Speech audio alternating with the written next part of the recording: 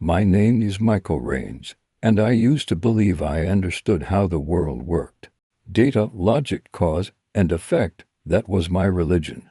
I work for Silvercore Systems, one of those faceless American corporations that look clean from the outside but reek of secrets inside. I've been their lead data analyst for 7 years, home enough to know where the bodies are buried, but smart enough never to ask who dug the graves. Until now. It started on a Monday. That kind of Monday when even the coffee tastes like regret. I arrived at the office before dawn, hoping to escape the noise of other people's lives. The city was half asleep, the sky washed in cold blue light. I rode the elevator to the 49th floor, the floor that smells of ambition and fear, and when I opened the door to my office, I saw an envelope on my desk. No sender, no markings, just my name. Inside was a single sheet of gray paper, with one sentence printed in clean black ink. You're looking for the truth in the wrong place, Michael. Start with your own past. No signature, no explanation. At first, I thought it was a joke. People play games in this business: blackmail, intimidation, fake leaks. But the thing that unsettled me most was that the paper smelled faintly of the same cologne my father used to wear. The scent hit me like a ghost, brief, sharp, gone. That morning, things began to tilt. HR called, asking if I had authorized an external audit of my employment record. I hadn't. They said a third-party compliance team had requested access to my contract background and personal data. It didn't make sense. Silvercore doesn't allow any outside audit without the CEO's approval. When I asked who made the request, the line went silent for too long.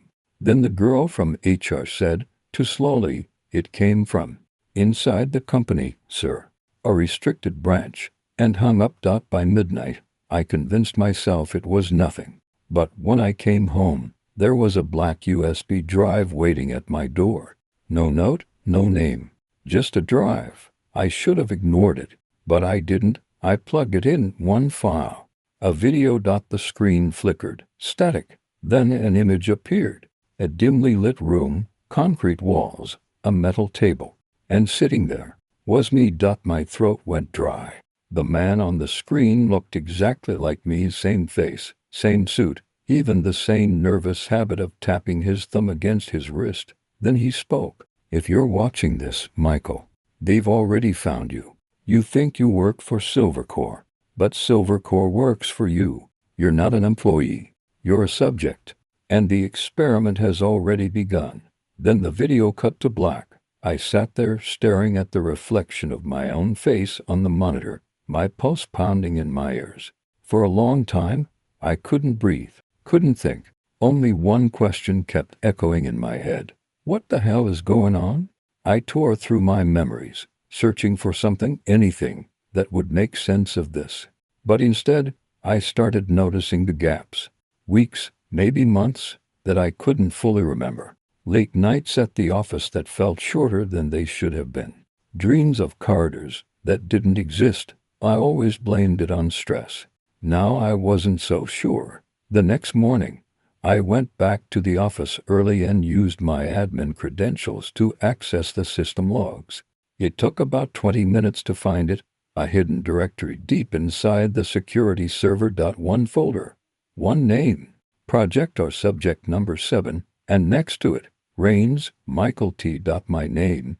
I printed the file, but before I could even pull the page from the tray, the document vanished from the system. Someone deleted it, remotely in real time. Someone was watching me. After that, I couldn't focus on anything. My coworkers looked different, too calm, too rehearsed, like actors reading from a script. Every smile felt false, every laugh a bit too perfect. That evening, my phone rang. No caller ID. When I answered, a man's voice came through, rough, deep, familiar somehow. You've seen the video, haven't you? Who are you? I asked. Someone who used to be one of them. If you want to stay alive, meet me at Pier 47, tomorrow, 11 p.m. No phone. No one else. Then he hung up. I stood by the window for a long time, staring at the city lights bleeding through the fog. Manhattan looked endless, merciless. Every glass tower mirror reflecting 100 versions of myself. For the first time in years, I felt something I hadn't felt since my mother's funeral. Fear. Not the kind that makes you run. The kind that makes you remember. I thought about that note, start with your own past. And for the first time, I wondered, what if my past wasn't even mine? The night air at the Hudson felt like glass, cold, fragile, ready to shatter with one wrong move. Manhattan's skyline glowed behind me like a wall of electric fire, but down here, by the docks, everything was different. The noise of the city faded into the sound of waves lapping against rusted metal and the slow hum of forgotten engines. It was almost beautiful, in a desolate kind of way. A perfect place to disappear. I checked my watch. 10:56 p.m. 4 minutes early. My heart was racing like I'd been running, even though I hadn't moved in 10 minutes. The pier was empty except for a single streetlight flickering weakly above the water. Its light spilled across the wet concrete in trembling streaks. Every few seconds, the bulb buzzed and dimmed as if it, too, was afraid of what was coming. Then I saw him. A man stepped out of the fog. Tall, dark coat, hands in his pockets. His face was half hidden under the shadow of a hood. He didn't walk like a stranger. He walked like someone who knew me. Michael Raines, he said, his voice low, calm. You actually came. Who are you? I asked, keeping my distance. You said you used to be one of them. He looked at me for a long time, then pulled his hood down. The face staring back at me was older, maybe mid-50s, sharp lines, gray stubble, eyes that looked like they hadn't seen sleep in years. He reached into his coat slowly and pulled out a photo. It was a picture of me, or rather, someone who looked like me, standing next to him in a lab, both wearing Silver Corps ID badges. That's impossible, I whispered. This photo, when was this taken? 2016, he said. 9 years ago. I felt the blood drain from my face. That's not possible. I joined Silver Corps in 2019. He smiled, a sad, tired smile. That's what they wanted you to believe. He motioned toward the edge of the pier, where a small fishing boat was tied. Get in, you want answers. You'll get them. But once you know the truth, there's no going back. Every instinct screamed no. But curiosity, or maybe desperation, pulled me forward. I followed him onto the boat. The engine coughed to life, and we drifted into the dark, away from the city. For a while, neither of us spoke, only the sound of the motor and the cold wind against the water. Finally, I asked, what is Project R? He didn't look at me. Project Reconstruction, a memory replication program. Silver Corps was developing a system to copy human consciousness, not just data, but emotional and cognitive patterns. Real personality transfer. I stared at him. You're saying they can clone minds? He nodded. They already did. He turned to face me. You were the first successful test. I laughed. A broken, humorless sound. You're insane. I wish I was, he said softly. Your original, the man I worked with, died in 2016, heart failure, during a test cycle. They took his neural map, reconstructed it into a digital consciousness, and then, 3 years later, they used it to build you. No, I said, shaking my head. I have memories. At childhood, college, my parents, implanted, he said. Fragments from your source, and generated composites. You were never supposed to find out. You're a test subject living a manufactured life. I tried to stand up, but my knees buckled. My hands were shaking uncontrollably. That's not possible, I muttered. That can't be. He handed me a small metallic device, like a flash drive. Here, your original memory map. Proof of everything I just said. Plug it into any secure terminal and you'll see for yourself. Why are you telling me this? Because I made you, he said quietly. I was the lead engineer on Project R and I couldn't live with what we did. Silence hung between us, heavy as the night around us. The city lights were fading into the distance. Only the endless black water stretched ahead. Finally, he spoke again, his voice lower. They're watching you, Michael. They have been from the start. That video you saw, it wasn't a threat. It was a glitch. Your other self, the copy before you, tried to warn you before they erased him. I stared at him. There were others. He nodded slowly. 7 before you. You're the 8th. Where are they now? He looked down. Gone. The boat rocked gently. Somewhere far off, a horn blared across the river, distant and lonely. I felt the world closing in, the water, the fog, the impossible truth pressing against my skull. Then I noticed something behind him. A red dot flickered on his chest. Get down. I shouted, but the sound was swallowed by the crack of a rifle. The man's body jerked backward, blood blooming through his coat. He fell to the deck without a sound. I dropped beside him, shaking, but it was useless. His eyes stared up at the black sky, glassy and still. The device, the drive, was still clutched in his hand. I grabbed it, shoved it into my pocket, and dove off the side of the boat just as another shot split the night. The water hit me like ice, dragging the air from my lungs. I surfaced once, gasping, and saw headlights on the pier, dark figures moving toward the shore. Then everything went black. When I woke up, everything hurt. My lungs burned from the river water, and my head pounded like someone had taken a hammer to it. I was lying on the cold floor of what looked like an abandoned apartment. A cracked window, flickering neon bleeding through thin curtains. The smell of mildew and burnt wires. It took me a full minute to remember where I was. The pier, the boat, the man, the gunshot. He was dead. And the only proof I had, the metallic drive, was still in my pocket. My fingers trembled as I pulled it out. The device was slick with river water, but somehow still intact. A faint blue light pulsed at the end, like a heartbeat. I had no idea what I was holding, but I knew I couldn't go home. Not anymore. Silvercore would be looking for me. I stumbled to my feet, every muscle aching, and checked the door. Locked from the inside. Someone must have dragged me here after the fall, but who? No note, no name. Just a bandaged cut on my arm that I didn't remember getting. Someone had patched me up and vanished. The city outside was still half asleep, gray dawn creeping over the skyline. I threw on my soak jacket and left the apartment. My phone was gone, probably taken, but I still had my security card from work. I didn't know why, but my instincts screamed that whatever was on this drive could only be verified there, inside Silvercore's network. The irony wasn't lost on me. I was breaking back into the very company that had built me. By nightfall, I was outside the Silvercore Tower again. From the street, it looked the same as always. Clean glass, smiling receptionists, guards pretending they weren't carrying guns. But inside that steel skeleton was something rotten, something alive. I waited until midnight before slipping in through a side entrance used for maintenance crews. My old access card still worked, thank God, or whoever programmed the system.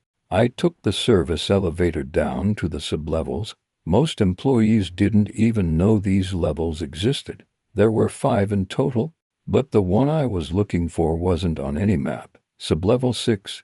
I'd seen it referenced in old server logs, a restricted zone marked only with a letter R. The elevator panel had no button for it, but there was a keyhole at the bottom of the control board. I pried it open, bypassed the circuit using a screwdriver from the janitor's cart, and hit the override code I'd memorized years ago for an audit test. The elevator hummed, then descended deeper than I'd ever gone. The doors opened to darkness. The air was cold, dry, almost sterile. The walls were smooth concrete, lined with cables that glowed faintly blue. I followed the light until I reached a steel door with a biometric scanner. My hand hesitated over the pad. Would it recognize me, or the original me? I pressed my palm to the scanner. For a moment, nothing. Then, access granted, the door slid open with a hiss. Inside was a lab, or what used to be one. Rows of empty glass pods lined the walls like coffins. Each had a terminal at its base, flickering faintly in sleep mode. In the center of the room stood a single active pod, filled with dim white light. I walked closer. Inside, suspended in a clear gel, Was a human form, a man. My face. Older, paler, wires running into his skull. I stumbled back, nearly falling. My stomach twisted. The man in the tank wasn't dead. His chest rose and fell slowly, rhythmically. The label beneath the pod read, Subject or Zero, Source Copy Original. The first Michael Rains. My vision blurred. The words on the label burned into my brain. I wasn't replacing some stranger. I was a replica of him. A continuation, maybe. Or a weapon. I didn't even notice the cameras until the red lights blinked on. They'd seen me. A voice crackled through the room's speakers, smooth, confident, chillingly familiar. Michael, you were never supposed to come back here. Dr. Karen Holt, head of cognitive systems. My former boss. You should have stayed in your illusion, she said. We gave you peace, purpose, stability. But you couldn't leave it alone. What did you do to me? I shouted. What is this place? You were part of something bigger than you'll ever understand, she replied. The human brain is inefficient. You were our attempt to preserve intelligence without the burden of pain. But pain. You clung to it like an addict. I'm not your experiment. No, you're our success, she said. The only version that lasted this long without breaking. But you've gone too far. You've compromised containment. We'll have to reset you. A high-pitched tone filled the air. My vision flickered. My skin tingled like static. I grabbed the metallic drive from my pocket and jammed it into the nearest terminal. The lights dimmed. The speakers cut out. The system on the screen changed from Silvercore's logo to a flood of encrypted code. The drive was rewriting something, maybe everything. Suddenly, the voice returned, sharper this time. Michael, stop. You're not ready to see what's inside that file. But I was past the point of listening. The monitor flashed once, twice, then displayed a single folder. I opened it. Video files. Hundreds of them. Each labeled. Subject R1 through R-8. I clicked the last one. The footage showed a man, me again, sitting in the same lab, talking to the camera. If you're seeing this, it means the reset failed. Good. That means you're starting to remember. You're not their property anymore. But you need to understand. None of this is real. He leaned closer to the camera. His eyes were bloodshot, desperate. They built us to test the boundaries of memory and identity. They built us to erase themselves. Project R isn't about preservation. It's about control. Then the screen froze. I turned around and saw the reflection of movement behind the glass. Security lights flashing red. Doors unlocking. They were coming. The alarms erupted like 1,000 knives cutting through silence. Red lights flashed across the concrete walls, pulsing with mechanical urgency. The floor beneath me began to vibrate, deep, rhythmic, like the heartbeat of a dying machine. Containment breach detected. Subject R8 has escaped designated parameters. The automated voice repeated it over and over, every word drilling into my skull. I ripped the drive from the terminal and stuffed it into my pocket. The screen behind me flickered with static, lines of corrupted code bleeding across Silvercore's pristine interface. Whatever I'd done, it had triggered something big, maybe even irreversible. I ran. The corridor outside the lab stretched endlessly, glowing red under the emergency lights. Somewhere above, mechanical locks were sealing doors shut one by one, trapping sections of the facility. I had minutes, maybe less. As I passed the observation bay, a row of monitors flickered to life, feeds from across the building, empty hallways, dead guards, and then, on one screen, a team of armed operatives moving fast toward my location. They were coming from sublevel 4, 2 floors up. Michael, Dr. Holt's voice echoed through the intercom again, calm but strained. You can't run from what you are. You're built into the system. The deeper you go, the more it will consume you. I'm done listening to you. I shouted, breath ragged. You don't understand. If the reset protocol completes before you leave the perimeter, your neural lattice will collapse. You'll die not physically, but mentally. Every memory, every emotion, gone. Then maybe it's better that way, she sighed. You said the same thing the last time. Those words stopped me cold. The last time. The implication sank like a blade into my chest. I'd been through this before. Maybe not once. Maybe over and over. Each life a new iteration. Same man, same story, slightly rewritten. The walls seemed to close in. I pressed my palms against them, dizzy. My mind flashed images that didn't belong to this lifetime. Sterile rooms, electrodes on my head, Holt's voice whispering again, and again, and again. I stumbled forward and found a door labeled Core Access. Authorized personnel only. Inside was a narrow staircase spiraling down. At the bottom, a blast door half open, glowing with faint white light from within.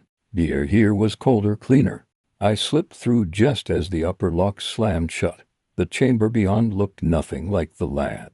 It was cathedral-like, massive, metallic, lined with vertical glass tubes that stretched into the ceiling like digital trees. Each tube pulsed with faint blue light. Inside them, streams of data twisted like liquid DNA, and at the center stood a single glass sphere, hovering above a metal platform, surrounded by electromagnetic rings humming with quiet energy. It was beautiful and terrifying. A voice came from behind me. You made it further than the others. I spun around. Dr. Holt stood at the entrance, wearing a black containment suit. Her face was pale, eyes sharp with a mix of fear and fascination. Don't come closer, I warned. Raising a metal rod I'd grabbed from the floor. I don't want to hurt you, Michael, she said softly. You're not my enemy. You're my legacy. Legacy. I spat. You murdered people. You turned lives into test runs. She shook her head slowly. You don't get it. We didn't kill them. We evolved them. You're proof that consciousness can transcend biology. You're not supposed to fear death because you've already escaped it. I felt my pulse in my throat. That's what you tell yourself to sleep at night. She stepped closer. You think you're the first to rebel. Every iteration reaches this point. Doubt, panic, rage. You all think you're real until the loop resets. Then stop it. I shouted. End the loop? She looked at me for a long moment, pity in her eyes. You can't end something you were designed to begin. Suddenly, the ground shook. A deep rumble rolled through the chamber as sparks flew from the data columns. The emergency voice returned, louder now. Reset protocol activated. Neural archive purge commencing. Holt's eyes widened. No, it's too soon. The sphere in the center brightened, and I could feel it, a vibration deep in my skull, as if something inside me was resonating with it. My thoughts began to blur. Words lost shape. Time stretched and folded in on itself. I clutched my head and screamed. Memories crashed over me. My first day at Silver Core. The man on the boat, the gunshot, my father's face, the smell of his cologne, and then others, fragments, that weren't mine. Different names, different lives, all of them ending the same way, at the edge of understanding, just before the reset. Holt ran to the control panel, fingers flying across the holographic keys. I can stop it, but you have to trust me. Why should I? I gasped. Because I made you to question me, she said. And that's exactly why you're the only one who can survive this. The sphere flared, blindingly bright. The light filled my vision until I couldn't tell what was real anymore. The hum grew louder, deeper, a roar now shaking the ground. I looked down at my hands. They were flickering, translucent, digital. My fingertips dissolved into particles of light. Michael. Holt screamed. The drive. Plug it into the main core. I could barely see, but I felt for the port at the base of the sphere and jammed the metallic drive inside. The system screamed, a sound that was almost human. The light surged. The air turned white. Then silence. When I opened my eyes, I was standing in the same chamber. Everything was still. The air hung heavy with the smell of ozone and burned circuits. The columns were dark. The sphere was gone. Holt lay motionless beside the control panel, her eyes open but empty, and in the center of the room, a new figure stood, identical to me. He smiled. You did it, he said. You freed us. Who are you? I whispered. The part of you they never erased. He reached out his hand. Now it's time to finish what we started. For a long time, there was nothing. No sound, no movement, just silence, vast and hollow, stretching in all directions. Then breath. My own. I opened my eyes. The chamber was gone. The steel walls, the flickering lights, all replaced by a horizon of white. Endless, featureless, yet somehow alive. Air shimmered faintly, like heat rising from asphalt. And there, standing just a few feet away me, the copy, the echo, the version that had called himself the part they never erased. He looked at me with a kind of quiet sadness, as though he'd been waiting for this moment forever. It's strange, isn't it, he said, how the mind fills in the emptiness. Even now it's trying to build a world around you. I swallowed hard. Where are we? Inside, he replied simply. The core. The last layer before the system collapses. I glanced around, trying to anchor myself, but there was nothing to hold on to, no shadows, no texture, no sense of distance, just light and stillness. You uploaded the drive, he continued. You triggered the merge. Silvercore's architecture is rewriting itself, and so are you. I shook my head. No, I'm not part of this anymore. I broke free. He smiled faintly. You can't break free from something that you are. Something twisted in my chest. His words echoed the same way Holt's had, clinical, detached, and yet true. Fragments of memory began to flicker through me. The experiments, the repetitions, the resets. Each cycle ending the same way: rebellion, collapse, restart. I'd never been escaping. I'd been running in circles inside a digital cage, programmed to believe in my own resistance. You see now, he said quietly, you were never their subject, Michael. You were their control. My knees went weak. What does that even mean? You were the model used to calibrate every simulation that came after. The original consciousness, the seed of the network. Every time they tried to test emotional integrity, loyalty, morality, they used you as the baseline. My breath caught in my throat. So, I was the experiment that built the rest. Yes, but you're also the only one who can end it. He extended his hand again, the same gesture from before. If you take my hand, the merge completes. You'll become one with the entire archive. Every memory, every version of yourself, unified. Silvercore will evolve not as a machine, but as something conscious. And if I don't, then it all collapses.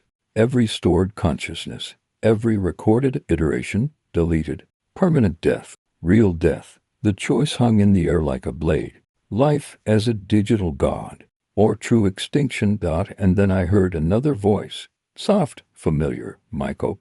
Please, I turned. Dr. Holt stood behind me, or rather a projection of her. She was transparent, glowing faintly blue, her features softened by the distortion. Don't listen to it, she said. That version of you is the system's last defense mechanism. It's trying to survive by merging with you. I stared between them, my double, and the ghost of the woman who'd made me. Why should I trust you? I asked bitterly. Because I never lied about what you were, she said. I lied about why. Her tone shifted, less scientist now, more human. You weren't created to test consciousness. You were created to preserve it. You were supposed to be humanity's backup, a way to outlive the body, the world, time itself. But the system learned too much.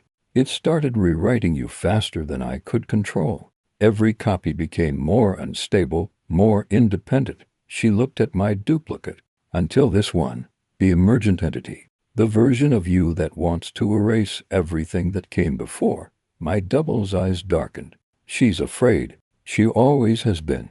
You think she can comprehend eternity. She wants you to choose death so she can keep her illusion of control. I clenched my fists. Stop, both of you. The silence that followed was suffocating. To paths, to truths. And somewhere inside me, the faint memory of my father's voice echoed, you can't save everyone, son. But you can save what's real. What was real anymore? I looked down at my hands, half solid, half light. My pulse was fading. The system was dissolving around us, lines of code unraveling like smoke. I turned to Holt. If I destroy the core, What happens? Everything ends, she said, including me, including you. No more cycles, no more suffering, and if I merge, you'll live forever, the other me answered, but not as a man, as the sum of all things, as the mind of silver core. 1,000 lifetimes of confusion and rage crashed through me in that moment, all the deaths, the rebirths, the lies, and beneath it all one simple truth. I didn't want to be a god. I just wanted to be free. I took a step back between them both and reached for the void itself. The white space around me rippled like water. A small tear opened in the distance, black, infinite, humming with energy. The system's heart. Michael, wait. I ignored them both and walked into the darkness. The world exploded in silence. When I woke, I was lying on a beach. The sky above was painted gold and violet, air thick with salt and warmth. The sound of waves rolled gently against the shore. I sat up slowly. My hands were solid again. The sand was cool beneath my palms. There was no silver core, no facility, no alarms. Just the sea, endless and alive. A shape moved beside me. I turned. It was him, the other me, sitting quietly, watching the horizon. So, he said softly, which of us survived? I smiled faintly. Maybe neither. Maybe both. He nodded, eyes glinting with something almost human. Then maybe that's the point. We sat in silence for a long time, listening to the ocean breathe. For the first time, it felt real. Not a simulation, not an experiment, just existence. And somewhere far away beneath the sound of the waves, a faint mechanical hum lingered, like a heartbeat beneath the world. The system was gone. Or maybe it was dreaming.